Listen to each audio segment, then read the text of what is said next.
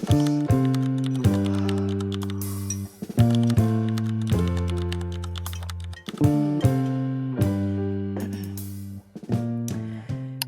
guys, j'espère que vous allez bien. Bienvenue dans ce nouvel épisode de podcast / vidéo YouTube, pour celles qui regardent sur YouTube. Je vous cache pas que ça a été dur ce matin de me dire que j'allais enregistrer des épisodes de podcast.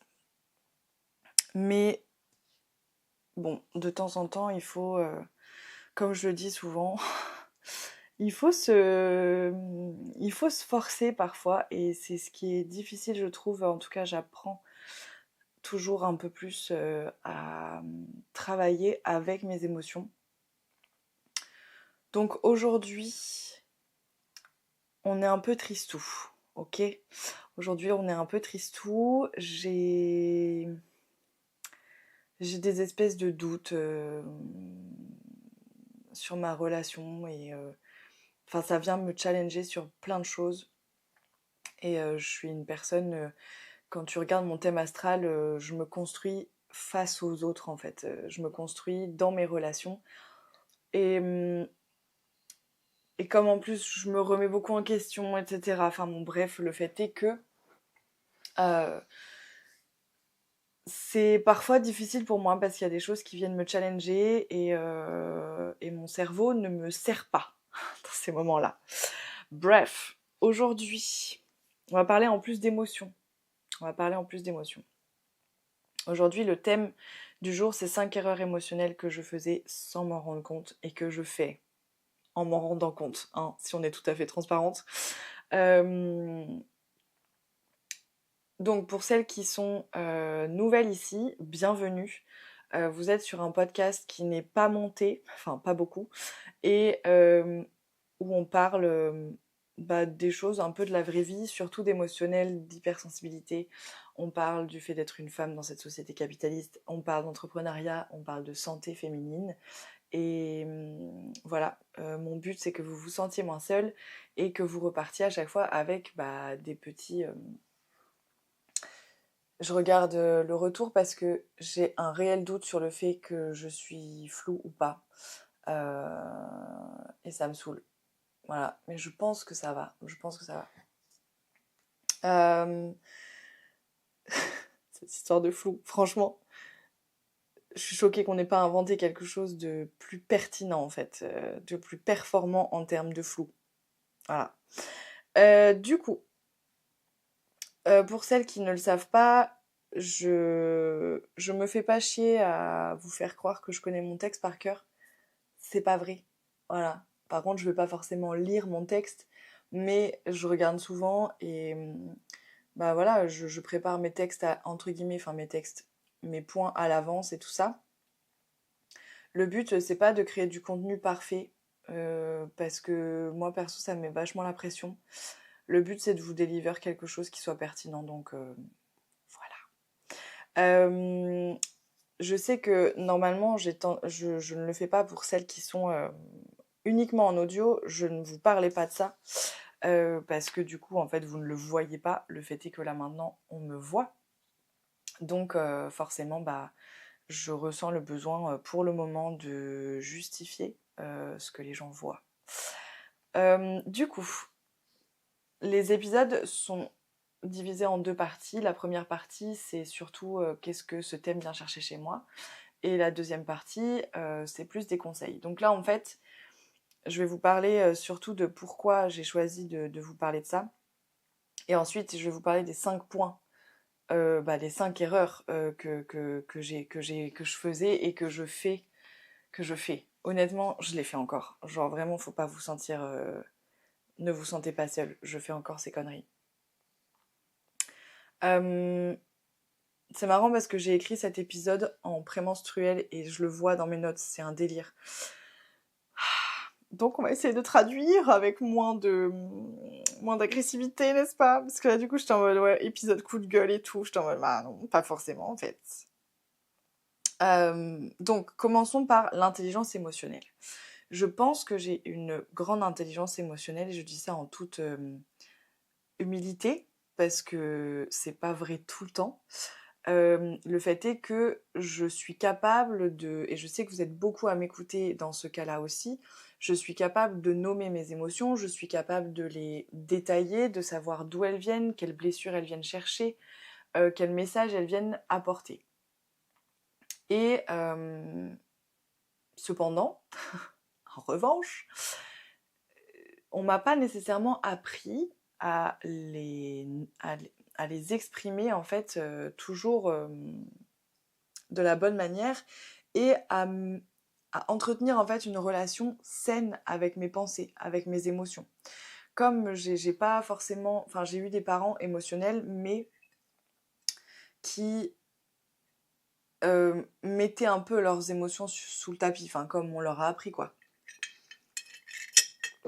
Parce qu'ils ont été élevés par des parents après-guerre. Et autant vous dire que les parents après-guerre, c'était ferme ta gueule et marche. Parce que nous, on a vécu l'enfer. Et donc, mes parents, ils faisaient de la place aux émotions. Donc je pense que c'est pour ça que j'ai réussi à nommer les émotions, etc. Par contre, en termes de mindset, c'est pas... voilà. Disons que c'est pas leur point fort, on va dire.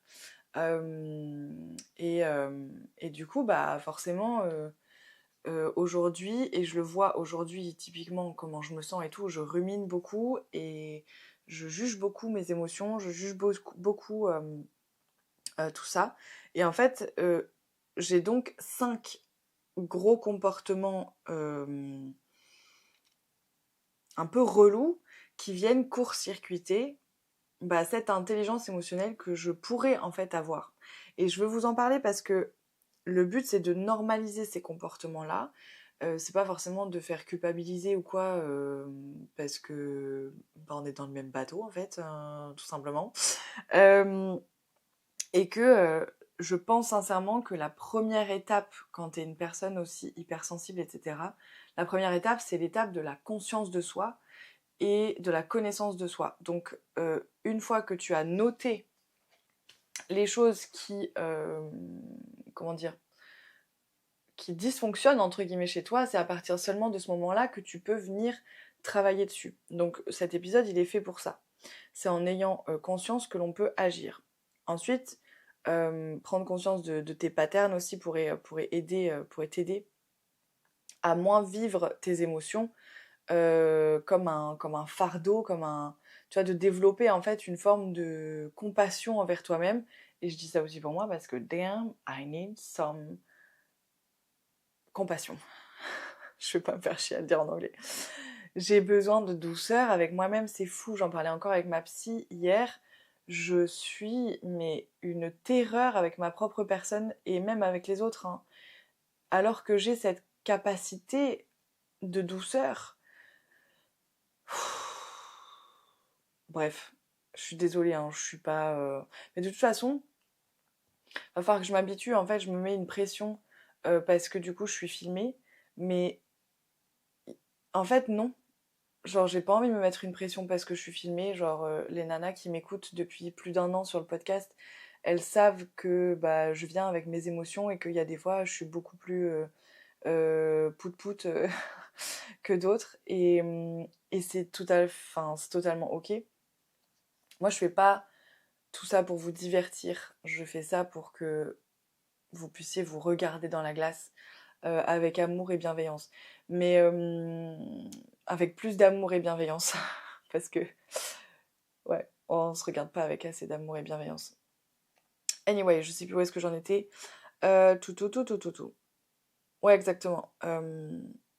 En gros, le but surtout de ce genre d'épisode-là, c'est non seulement de te permettre d'apprendre à savoir qui tu es, mais en plus, c'est aussi de pouvoir éventuellement vivre tes émotions d'une manière qui te sert plus toi et qui est moins lourd pour les autres. Parce que, soyons honnêtes, je ne connais pas une seule personne hypersensible qui ne se sent pas un fardeau pour les autres. Voilà. Dites-moi en commentaire ce que vous en pensez, mais moi perso, à chaque fois que j'ai des grosses émotions, je suis là en mode j'ai envie de me cacher en fait. J'ai envie de me cacher parce que j'ai pas envie d'être lourde pour les gens, j'ai pas envie d'être un poids, j'ai pas envie d'être relou, j'ai pas envie de... Enfin, vous voyez ce que je veux dire? Donc, le but de tout ça, c'est un peu d'avoir une meilleure relation avec toi-même. Vraiment, parce qu'on le mérite en fait. Donc, les 5 points que je vais te donner, petit disclaimer, ne sont pas des points de non-intelligence, c'est des points de non-apprentissage. En fait, ça prend leur source, ces erreurs-là prennent leur source dans le fait qu'on ne nous a pas appris. Et peut-être que certaines d'entre vous ont eu ces transmissions-là grâce à vos parents ou à d'autres personnes, figures parentales. Mais bon, voilà, le fait est que moi non. Donc, la première chose, c'est ressentir sans analyser. Ça, c'est une des premières erreurs. C'est-à-dire que tu ressens et tu ne te poses jamais, jamais la question de pourquoi je ressens ça.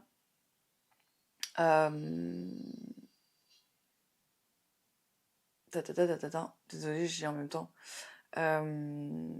Oui, c'est ça. Pourquoi je ressens ça et quel est le besoin là maintenant. Clairement, ressentir sans analyser, surtout quand tu es hypersensible, ça va juste te mener absolument nulle part. Tu vas finir par subir ta vie. Et épuiser ton système nerveux également, parce qu'on ne se rend pas compte à quel point les émotions sont énergivores. Vraiment, on ne se rend pas compte, surtout quand on en a beaucoup et que c'est, entre guillemets, déséquilibré. Enfant, tu vois, on questionne pas trop les émotions des... On questionne pas trop. Oh non, j'ai cassé ma bague. Oh, mon mec, il va être dévasté. Je suis dévastée également. Non. Ah, après, ça se recolle, les gars. Bon, il va falloir que je répare ça. Du coup, 3-4, voilà, on questionne pas trop les émotions des enfants. On demande simplement de moins ressentir. Je sais pas si vous avez déjà vu, mais faut pas pleurer, pourquoi tu pleures, gna gna. Bah, laisse-la pleurer en fait, et demande pourquoi t'es triste. Et puis quand elle te dit pourquoi, elle ou il te dit pourquoi il ou elle est triste, ne vient pas décrédibiliser, délégitimer sa peine. Et en fait, je trouve qu'on fait beaucoup ça avec les enfants, et donc résultat, bah, soit on est contre nos propres émotions, soit on s'en veut de ressentir, soit juste on vit nos émotions, et après, hop, une fois que c'est passé, on vient même pas l'analyser. Donc à la place, voilà, après avoir le ressenti, de se poser la question, comme je vous disais, qu'est-ce que je ressens et qu'est-ce que ce ressenti me dit sur mes besoins, quoi. La deuxième chose, c'est être en mode solution plutôt qu'en mode accueil. Et ça, je le dis beaucoup pour les hommes également, parce que vous êtes très tournés solution, mais il y a aussi des femmes qui sont fortes comme ça, parce qu'elles sont fortes dans leur masculinité. Ça va un peu avec le premier conseil, réagir pendant que tu ressens l'émotion, ça amène un peu... C'est pas un bon deal. Voilà. C'est pas un bon deal, et d'expérience, ça m'a jamais apporté le calme, la sérénité, les choix en conscience, etc. Ça m'a jamais apporté. Ça m'a pas non plus apporté ce dont j'avais besoin, parce qu'en fait, t'es dans l'émotion, c'est compliqué de communiquer quand t'es dans l'émotion, c'est compliqué de savoir ce que tu... Ouais, ce que t'as... C'est compliqué de voir clair, en fait, quand t'es dans l'émotion. Et parfois, quand t'es hypersensible, les émotions, elles durent plusieurs jours. Donc, voilà, on vit en fait dans un monde où le solutionnisme, je sais même pas si c'est un mot qui existe, prime, est le plus important. C'est-à-dire que c'est le choix par défaut. Alors qu'en fait, parfois... euh, ouais, on devrait simplement, en fait, à la place, genre, créer un espace. Genre, tu vois, ça peut être, même être tout petit, tu vois. Ça peut être, par exemple, je sais pas, j'ai eu un appel au taf qui était compliqué, tout machin. Euh, Bah, je vais m'enfermer 5 minutes aux toilettes. Pour... Si t'as besoin de pleurer, tu pleures. Ça m'est déjà arrivé plusieurs fois, hein, dans mon ancien boulot. Pareil, là, par exemple, ce matin, je faisais les courses et comme je ruminais beaucoup et que quand j'ai des doutes par rapport à ma relation, c'est compliqué parce que ça trigger en fait l'angoisse de redevoir en fait potentiellement mettre fin à quelque chose que j'aime beaucoup parce que ça me correspond pas à 100%. D'ailleurs, genre, petite question parenthèse, les meufs qui sortent avec des hommes, parce que pour moi, les meufs qui sortent avec des meufs, c'est pas pareil. Les meufs, on fonctionne de la même manière, même si on est différentes et tout. Il y a un level de j'en ai quelque chose à faire de toi qui est présent. Alors que les meufs qui sortent avec des personnes du sexe opposé, est-ce que on est trop matrixé par le fait que, tu sais, dans les séries et tout, maintenant, genre, les hommes sont beaucoup écrits par des femmes et du coup, ils sont genre parfaits. Est-ce qu'on est trop matrixé par ça? Parce qu'en fait, j'ai l'impression que mes standards sont beaucoup trop hauts. Ou je sais pas si c'est parce que je sous-estime les hommes. Parce qu'en fait, la plupart, enfin, dans mon ancienne relation, il faisait pas grand-chose le bougre, quoi. Tu vois, genre. Et du coup, en fait, je sais pas, genre, à quel point on est censé espérer qu'une personne nous convienne à 100%. Je sais pas si c'est logique ou pas, je sais pas si c'est légitime, je sais pas si c'est pertinent, je sais pas si c'est réaliste. Je ne sais pas si c'est réaliste. Parenthèse terminée. Dites-moi ce que vous en pensez. Euh, donc, créer un espace pour vos émotions. Oui, voilà. Donc, voilà, pour reconnaître l'émotion, pour la nommer, etc. Et tu peux te donner un temps de réaction. Par exemple, j'ai récemment décidé de mettre fin à une relation qui me tenait très fort à cœur. Une relation amicale que j'avais depuis très longtemps. Et bon, je me suis rendu compte qu'on avait grandi finalement très séparées, très différentes. Et je m'en suis rendu compte pendant le week-end de son enterrement de vie de jeune fille, quoi. Et j'étais sa témoin, etc. Enfin bon, bref, gros délire. Et c'était très, très, très, très, très compliqué pour moi. Et je pense pour elle aussi, parce que on ressentait la même chose. J'ai appris plus tard qu'on ressentait exactement la même chose. Et au final, quand je suis rentrée chez moi dans le train, j'avais tellement d'émotions, les meufs. Genre, le deuil, la tristesse, la colère, tout se mélangeait, c'était un enfer. Et je me suis dit, ok, je vais me donner une semaine pour laisser passer ça. Et ensuite, je vois. Je me suis laissé une semaine. Et puis après, j'ai eu besoin d'une deuxième semaine. Donc, je me suis laissé une deuxième semaine. Et en fait, ça m'a permis vraiment de savoir exactement ce que j'allais lui dire, comment j'allais lui dire, de prendre du recul aussi sur la situation. Et c'est difficile, hein. Je vous l'accorde, c'est difficile. Mais c'est là où du coup, il faut apprendre à vivre avec son émotion. La troisième chose, c'est pas ma faute. Penser qu'en fait, l'autre est responsable de tes émotions. J'aimerais mettre un point d'honneur là-dessus parce que j'ai fait un épisode de podcast il y a très longtemps sur le sujet. L'autre peut causer une émotion, ok, chez toi. En attendant, il n'en est jamais responsable. Jamais. C'est ta propre responsabilité de prendre soin de tes émotions, d'être à l'écoute de tes émotions, d'être analytique avec tes émotions. En revanche, l'autre peut complètement causer une émotion. C'est-à-dire, il peut être un énorme connard, ou elle peut être une énorme connasse, être méchante, etc. Ça, c'est tout à fait possible et voilà. Il y a toujours deux parties dans une relation. Le fait est que se cacher derrière le fait que c'est l'autre qui cause tes émotions, ça n'enlève pas le fait que c'est de ta responsabilité de deal avec ton émotion. L'autre ne doit pas, c'est pas lui qui doit te réparer. C'est pas lui ou elle, encore une fois, qui doit processer l'émotion à ta place, etc. C'est pas son job, vraiment. Après, bon, ça peut arriver, tu vois, entre amis, qu'on le fasse. Mais c'est pas... ça doit pas être quelque chose qui doit être primordial. Tu te dois à toi-même de... ouais, tu te dois à toi-même d'être autonome par rapport à tes émotions. Genre, tu sais, t'es une grande fille.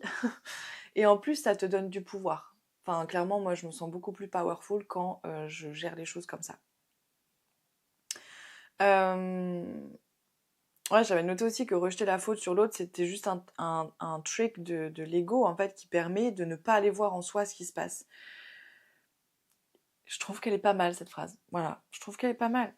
Et c'est vrai que c'est inconfortable d'aller se regarder en face, mais bah, t'en seras meilleur, en fait. Enfin, je veux dire, le but, c'est de devenir un bon humain. Je sais pas. Non, je sais pas. Euh, donc ouais, c'est important de bien se rendre compte que le trigger n'a parfois aussi, enfin, parfois, pas que, mais la plupart du temps, il n'a rien à voir avec la source. Ok. Le trigger, il vient d'une blessure à toi, probablement faite par des expériences qui datent. Tu vois ce que je veux dire? Donc, questionner l'émotion comme dans le conseil 1 et 2, puis questionner les intentions de l'autre s'il ne les a pas exprimées. C'est deux choses vraiment différentes. Ensuite, la quatrième erreur, c'est garder avant de déborder. Alors ça, je l'ai fait un peu au tout début de ma vie, mais j'ai très vite compris que c'était pas pertinent, voilà. Et j'ai été ensuite incapable de le faire. C'est-à-dire que maintenant, je suis un peu trop dans l'autre sens. Euh, Il y a un côté, tu sais, où genre tu veux rien dire pour être cool, pour être légère, pour être ce type de meuf, tu vois, breezy, comme je dis souvent ici, pour être un peu acceptée, etc. Sauf qu'en fait, t'encaisses, et puis à un moment, genre, t'exploses. Sauf qu'en fait, la quantité d'explosion n'a rien à voir avec le problème de base. C'est-à-dire que le mec ou la meuf a simplement fait une petite connerie, je ne sais pas quoi, un petit trigger, et toi, t'es là, tu gères tout le truc. Et l'autre, en face, il se sent comme what? What the fuck? Genre, qu'est-ce qui se passe?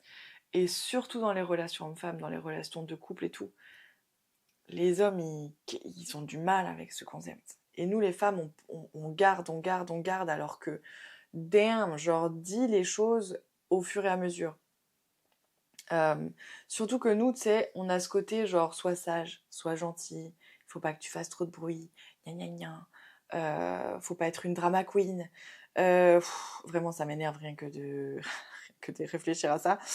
Euh, on nous a appris en fait que exprimer la colère, c'était mal, c'était pas bien, et du coup, on nous a pas appris à nous exprimer sainement, enfin, tu vois, à exprimer notre colère sainement.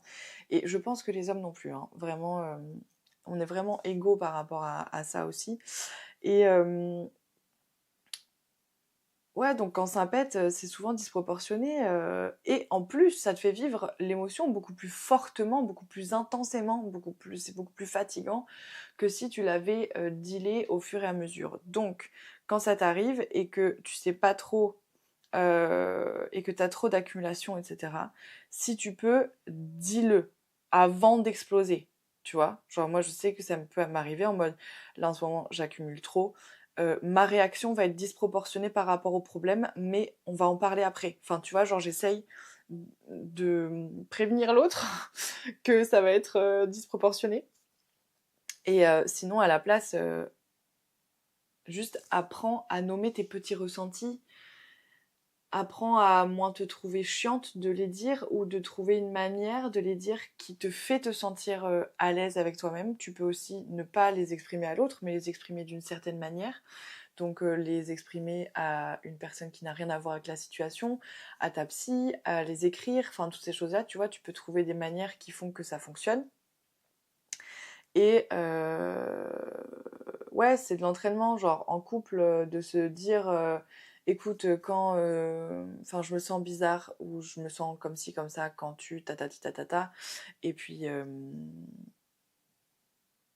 ouais, après, c'est important aussi de dire les choses qui sont cool. Genre, je me sens trop importante pour toi quand tu me dis des choses comme ça. Tu sais, de venir valider aussi les comportements. On fait de l'éducation positive finalement. Mm. Bref. Euh, la dernière erreur que je faisais, c'était que... euh, enfin, que je faisais et que je fais encore, celle-là, je la fais encore beaucoup. C'est que je, j'ai la sensation que mes pensées me définissent. Alors qu'en fait, elles ne te définissent absolument pas. Euh, c'est seule ta manière de réagir à tes pensées et tes actions qui te définissent. Mais ce que tu penses, ça n'existe pas, en fait. Concrètement, dans la matière, ça n'existe pas. Et je pense que la méditation aide énormément à comprendre ce concept et à le masteriser. Mais, euh, mais ouais, tant que tu ne dis pas tes pensées, que elles n'influencent pas tes comportements, ou alors que tu réussis à avoir un point de recul par rapport à tes pensées, et que, tu vois, moi par exemple, là j'ai des doutes, etc. Bon, je le verbalise. Mais par rapport à ma relation, je le verbalise, mais je vais pas nécessairement agir dessus, en fait. Je vais attendre, je vais me questionner, etc. Et surtout, je vais laisser passer l'émotion parce que j'ai passé les 4 derniers jours muy complicado, hein, très compliqué. Donc en fait, j'ai l'impression de ne pas être vraiment moi-même. Et à partir du moment où j'ai cette pensée, où j'ai cette sensation de ne pas être vraiment moi-même, c'est qu'en fait, peut-être que c'est le cas, peut-être que je suis pas pleinement en possession de mes moyens et de ma clarté d'esprit, et c'est totalement ok. Et donc, attendons peut-être un petit peu, voilà, s'il y a décision à prendre ou s'il y a discussion à avoir, si machin, c'est important d'avoir cette capacité, je pense que c'est de la métacognition un petit peu, cette espèce de recul sur soi, cette capacité de regarder au-delà du ressenti et de la pensée pure et dure. Et après, il y a aussi l'aspect où ta pensée est reliée quasiment, enfin, est quasiment collée intrinsèquement en lien avec une émotion. Et c'est là où du coup, moi, je trouve que l'hypersensibilité est un peu mal expliquée. C'est que moi, parfois, j'ai l'impression que je n'ai aucune pensée neutre. Ok, j'ai aucune pensée neutre. Mes pensées sont toujours collées avec une émotion. Et donc, je peux avoir comme ça 4 pensées en même temps, ok, en simultané, et 4 émotions différentes accrochées à chacune des pensées. Et du coup, tu pètes un câble, littéralement. Et donc, je pense sincèrement il faut travailler son intelligence émotionnelle et il faut avoir des routines stables et concrètes pour vraiment faire redescendre un peu la pression, parce que clairement, c'est vraiment pas évident en fait d'avoir un cerveau comme ça. Dites-moi en commentaire si ça vous parle, parce que ouais, dites-moi en commentaire si ça vous parle. À la place de cette erreur-là, ce qu'il faudrait apprendre, ce que j'arrive pas à apprendre parce que je médite pas, ok, pas bien, je me tape sur la main, c'est de répondre à tes pensées. C'est de réussir à non seulement prendre un recul comme je t'expliquais, mais aussi de réussir à répondre, d'interagir consciemment avec tes pensées. Et ça, je pense que c'est difficile et ça demande beaucoup d'entraînement. Euh, alors, la dernière chose, je sais que j'ai dit 5 erreurs émotionnelles, mais j'ai un peu envie de vous donner une sixième parce que je l'ai vue chez mon chéri récemment. Il y a ce refus plus ou moins conscient de vivre des émotions négatives. Donc c'est éviter les émotions inconfortables quasi à tout prix. Voilà. Euh, Ça, tu le fais à travers plusieurs canaux, tu vois. C'est-à-dire que tu t'occupes constamment. Voilà. Constamment, tu vas être occupé par le taf, par des activités, par voir des potes, par le bruit, par les réseaux sociaux. Rien n'est jamais silencieux. Euh, et ça, moi, je le vois aussi dans ma pratique. C'est très rare.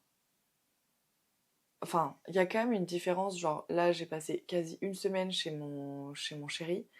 Euh, Enfin, c'était chez sa mère. Et c'est vrai que chez sa mère, il y a toujours un peu du bruit. Il y a toujours une série, il y a toujours des discussions. Et même si c'est hyper intéressant, etc., bah, moi, il y a un moment où je suis overstimulée. Je suis trop stimulée. Et donc, mon cerveau, voilà. Je suis incapable d'avoir une pensée cohérente. J'ai l'impression de couler, en fait. Et surtout, je suis très fatiguée. Et ça, voilà, c'est là où je sais que moi je suis pas TDAH ou hyperactive et que peut-être eux le sont. Euh, mais, euh, mais voilà, il y a un côté où il y a une overstimulation et parfois cette overstimulation cache, alors je dis pas que c'est ça à chaque fois, mais ça peut cacher un évitement. C'est une stratégie d'évitement émotionnel en fait, finalement. Et en gros, ce que moi je trouve nul par rapport à ça, euh, c'est que la conséquence de ça, c'est que tu deviens... Comment dire? Non, ça c'est une mauvaise manière de le dire. Mais en gros, tu t'entraînes de moins en moins à le faire. C'est-à-dire que tu t'isoles de plus en plus dans des émotions positives, dans des émotions agréables à vivre, et donc tu deviens de moins en moins compétent à gérer une émotion désagréable, à gérer à ressentir le désagréable. Et du coup, quand ça arrive, elle t'impacte 3 fois plus. Parce que tu as perdu l'habitude, tu as perdu l'entraînement, voilà, de le vivre. Et en fait, ça c'est un truc classique, tu le sais, plus tu refoules une émotion, plus elle grossit. Et je vais pas rentrer dans les détails parce que c'est sa vie privée, mais j'ai remarqué ça très fort chez mon chéri. Et je me suis dit qu'il fallait que je le mette dans cette vidéo parce que, enfin dans cet épisode, parce que vraiment c'est dommage. Et en plus de ça, en naturopathie, il y a cette croyance qui dit que une émotion pas traitée devient pathologie derrière, peut devenir pathologie derrière. Je vais mettre de la nuance.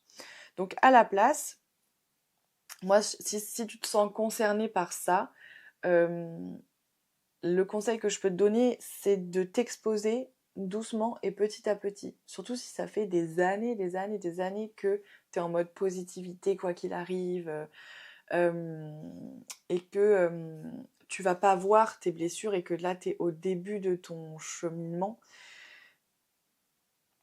Expose-toi petit à petit. Donc réussir à vivre tes émotions douloureuses tout en voyant toujours le soleil, etc. Ça va vraiment te permettre de vivre la vie à une autre échelle. C'est-à-dire que ça va apporter une profondeur, une nuance, une empathie aussi, une douceur envers toi-même. Enfin, il y a quand même des avantages à savoir ressentir le négatif. Parce que ce que je remarque un petit peu chez les personnes qui sont toujours en mode positif et c'est même pas positif, c'est limite ne ressentons même pas. Soyons toujours occupés, voilà. C'est qu'il y a une forme de désancrage, il y a un désancrage immense. Ces personnes sont peu connectées en fait aux autres. Ils sont très centrés sur eux et leur action. Euh, et c'est dommage parce qu'en fait on vit avec des gens. Voilà, on vit avec des gens. Et même il y a des gens qui sont plus ou moins sensibles et tout. Enfin, tu vois, c'est important de réussir à ralentir un peu ce truc-là et d'oser aller. Enfin, tu seras un meilleur humain en fait. Tu seras une meilleure humaine. Tu seras une meilleure humaine. Donc, et puis surtout, genre, chaque émotion monte et redescend de manière naturelle. Donc, tu vois, euh, rien n'est immuable, donc ça va forcément passer. C'est juste, il faut apprendre à le faire petit à petit. Enfin, en tout cas, personnellement, je trouve ça important. Je me répète, hein, mais ça va te permettre de devenir un meilleur humain. Voilà, j'en ai terminé avec cet épisode. J'espère qu'il vous a plu. Si t'as appris quelque chose, n'hésite pas à t'abonner. Et si cet épisode te fait penser à quelqu'un, n'hésite pas à lui envoyer. Moi je te fais des gros bisous et je te dis à la semaine prochaine pour un nouvel épisode. Bye.